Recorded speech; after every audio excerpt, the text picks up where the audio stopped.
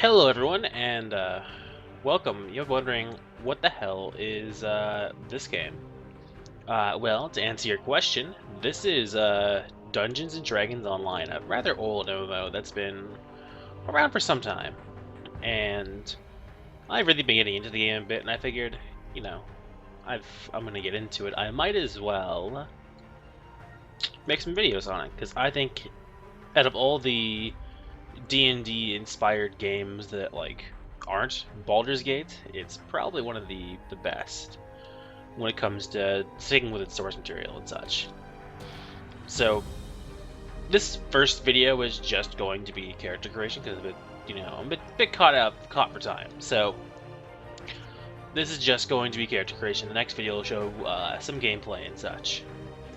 But there are 4 categories of characters. There are melee, spell, specialist, and iconic.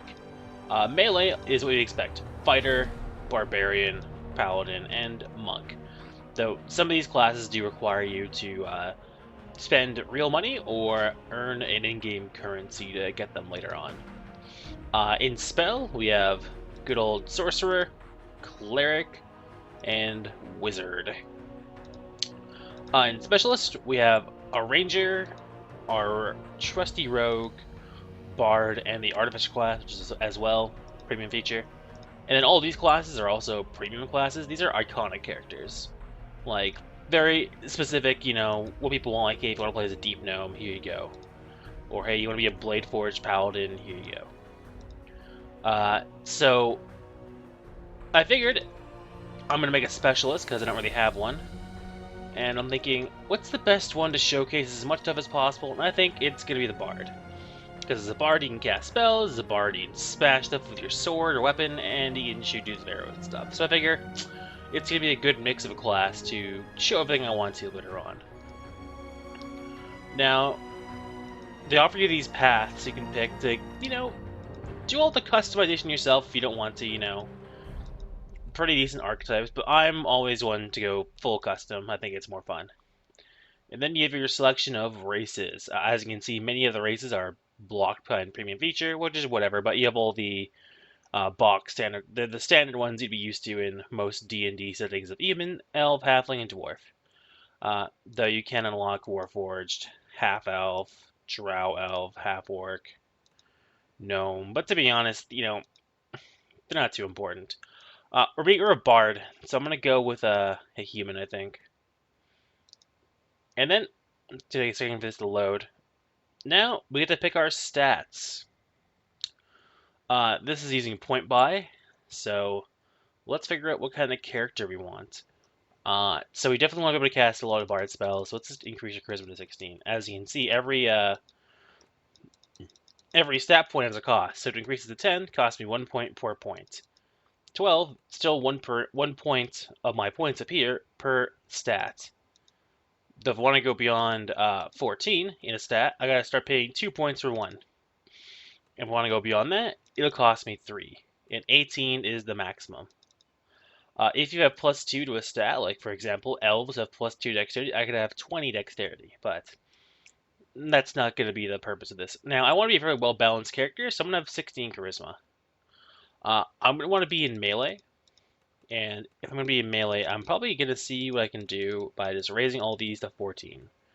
I could do it like that, but to be honest, con isn't too important. And the issue is I can't get 16 strength. But 14 is pretty good. That's a +2 to hit. And +2 dex is pretty good as well. So I think with the last 2 points, I'm going to put it in intelligence. Although intelligence isn't used for any of my combat stuff, it is used for my skill points, which will be useful. Now, let's get to those skill points now. As you can see, there's a lot of skills in this game. Skills that don't have a star beside them are class skills, and you may put up to 4 points in a class skill, and it'll tell you your total modifier of that skill when you put points into there.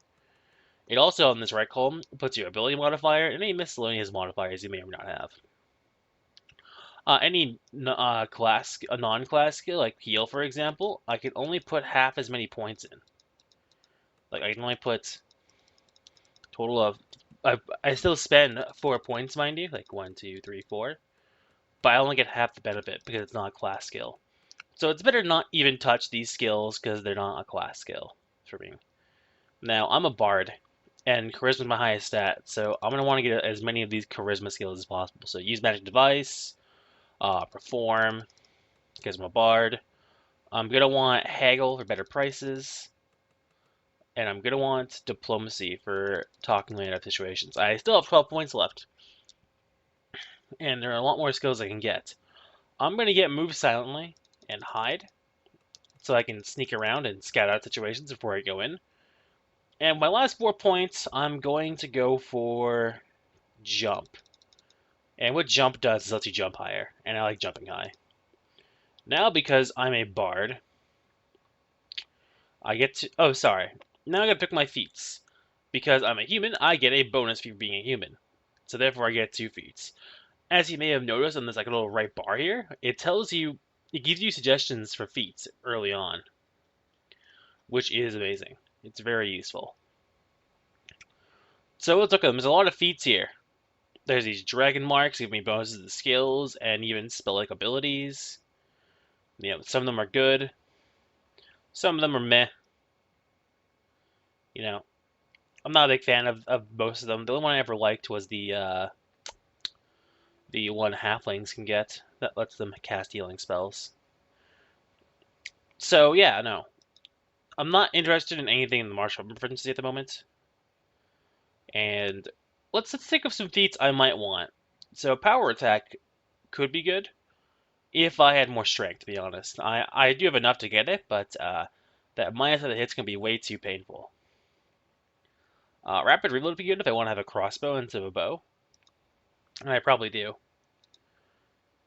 Slicing blow. Yeah, there's a lot of options here. Like a lot of options. And none of them are bad, to be frank, early on. Now, something I might want to get is forced personality, so I can get better will saving throws.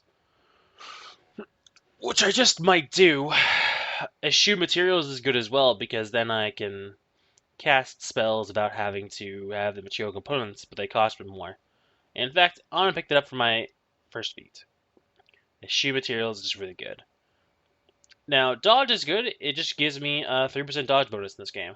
In normal D&D, it's a +1 to your armor class.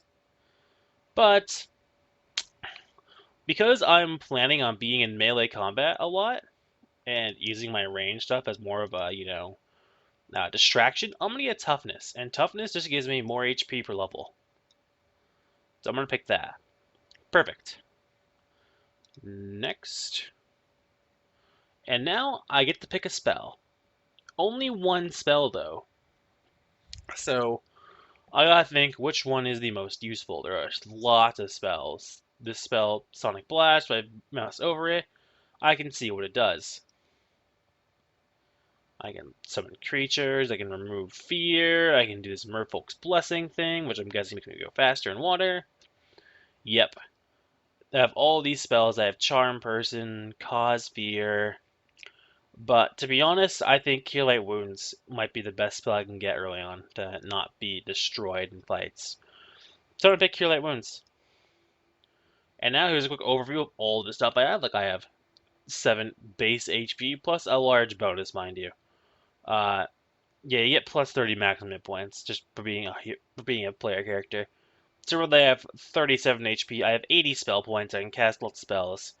Here are my saving throws. They're all pretty crap, except for my reflex saving throw, which is pretty good. Here are my skills, going in order of highest to lowest modifier. And yeah, next. Now we get to customize a character, pick our alignment, and name ourselves. Uh, there's quite a few options. It's a fairly decent character editor, to be honest. Yeah, I kind of like that hair. Let's have like red hair. Let's be a bit weird. Let's see. I kind of like these eyes. I just don't spend too much time in these character editors, to be honest. I just kind of look for what I want. Then I take it. I don't like scars. Maybe I can get something. Yeah, I want some like piercings, I think.